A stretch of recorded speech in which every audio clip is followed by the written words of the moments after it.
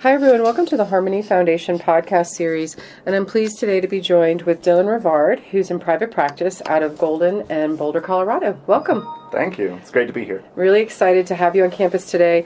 Before we get into some details about your practice and what you do, we'd like to learn a little bit more about you first. So let's talk about your background. How'd you get into this field? Yeah, so for me it really started in working at summer camps in Vermont. It was not specifically therapeutic. It was just something to keep me busy, kind of between semesters in college.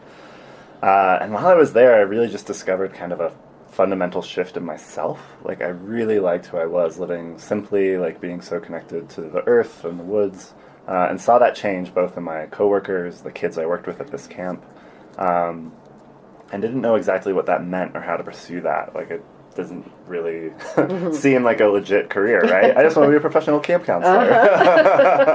That'd be fun. Right? But then in like pursuing it and kind of looking at my options, I actually got an email from my dad pointing me towards a master's in wilderness therapy at Rivard University out in Boulder, Colorado. And it was just perfect. It was the exact grad program I could have wanted. It was like specifically designed for me, it felt like. And that kind of what set me on the path. That's wonderful. Yeah, and I have to say I was a camp counselor as well, actually, in Durango, Colorado, and I wanted to figure out how can I make this a life career myself. So I completely understand what you're talking about. Yeah. When I went to your website, I was really impressed by this kind of modality that you have. You have this sort of three-prong approach that you work with. But the thing that kind of stood out for me was that you're trained in Hakone, a Hopi Indian word that means how do you relate to all things, also called core therapy. And so for those of us that are new to this entire practice, can you describe, what that means and more specifically what these 5 principles are and how you apply those to the work that you do in your practice? Sure. So really the place to start with that is what it means to be a core therapy. As people, when we grow up, often there are incidents in our lives, often when we're very young, where we make some decisions about the world, about people, about ourselves.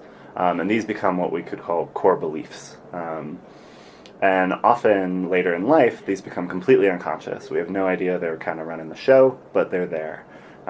Sometimes people experience them in things like, in every relationship, no matter what's happening, I don't feel good enough. Or I've got to stay busy all the time. If there's open space, for whatever reason, I get really anxious, so I just don't even hang out there. We're just going to skip right over that. Hakone is specifically designed to drill into those types of experiences, those types of beliefs. And ultimately, like, the pain of those experiences, whatever set those up, that will probably never change. But the decisions we made about them, that's where we get to really have some choice and maybe even create more options in our lives versus how we've been running the whole show. The 5 principles in Hakone, the kind of framework through which we approach all of those beliefs, is mindfulness. It's really about studying your experience from the inside out. I might offer some experiment or word, and really the emphasis then is on studying what happens. Oh, suddenly there's tension and fear in my chest when you say that, or oh, there are immediately thoughts like, that's never going to happen. And we get to learn more about that. In that, and I kind of pointed to this, there's also a focus on a mind-body connection, that everything that's kind of running your behavioral program has some relationship to your body, whether it be gestures or kind of an internal felt sense. Like, we really use that to move out of what's kind of ordinary consciousness and start to access those realms that are a little more subconscious. In addition to that, there's also this principle of nonviolence. Hakone is not looking at, like, blasting you through whatever the beliefs are, getting you to the other side. It's really about honoring that whatever is there was put there for a really good reason. And actually a classic Hakone experiment is actually to just help you do those defenses more. Like, to kind of take that over for you so you get a chance to see, like, what's it like from the inside of this? Like, do you get to have a different experience when someone else gets to take that protection for you? Oh, that's interesting. Yeah, right? Really very fascinating. And I think it obviously goes in line with your sort of philosophy of what you do within your practice, which is really focusing on counseling wilderness, and also interesting was ceremony. And so, ceremony is always something that people equate to, and they talk about religion, or they're talking about spirituality. And so how would you look at that piece as it relates to the work that you're doing? For me, I feel like spirituality is central to actually experiencing a lot of what Hakone points to is that like internal sense of ourselves, that internal world that actually drives everything, and largely in our culture is not given a lot of space. Like it's really focused on external achievement, external presentation, but at the end of the day, the things people struggle with most, particularly in the realm of mental health, are these feelings of worthlessness, these feelings of fear, these feelings of emptiness, which are ultimately spiritual experiences.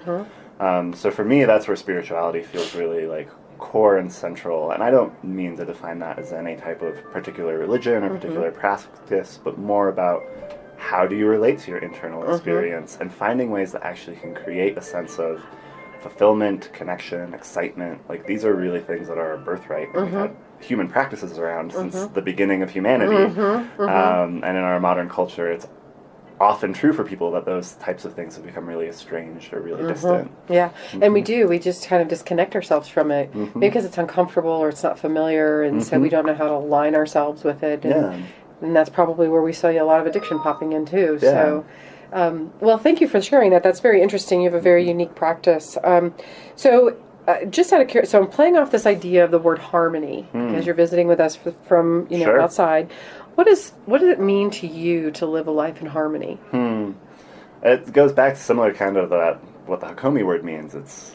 My mind goes right to like how do I relate to all things, both the like outer world, the people in my life, the nature in my life, but also like all of those parts of myself that are kind of online. And for a lot of people, if you've not really examined yourself, it's really easy to gloss over those or not even know they're there. But at any one point, there's like some little 3-year-old inside of me always like looking for safety or those parts of myself that feel embarrassed or ashamed. Like all of these different things live inside me. And I think harmony is really about having the ability to kind of open to each of those experiences, see them for what they are, and not have to get rid of them or change them, but actually be able to work in cooperation with them. I think a lot of mental suffering comes from people identifying some of these parts, but then immediately going towards, I gotta get rid of it, I gotta change it, it's gotta be something different. And that's actually in some way kind of violence towards yourself from yourself. Yeah, you're right. And there's really a much more powerful stance that I think where true healing happens, where we get to accept those parts of ourselves that we feel like are kind of ugly or unwanted or maybe we're a little less proud of. Which actually makes us part of who we are. Right. It's part of our uniqueness. That's right. And often they contain seeds of our kind of superpowers or greatness as well. It's hard for people to see it that way because we're always so focused on the negative and looking at the defects, but not really recognizing that those are actually a part of what makes us so special. That's very interesting.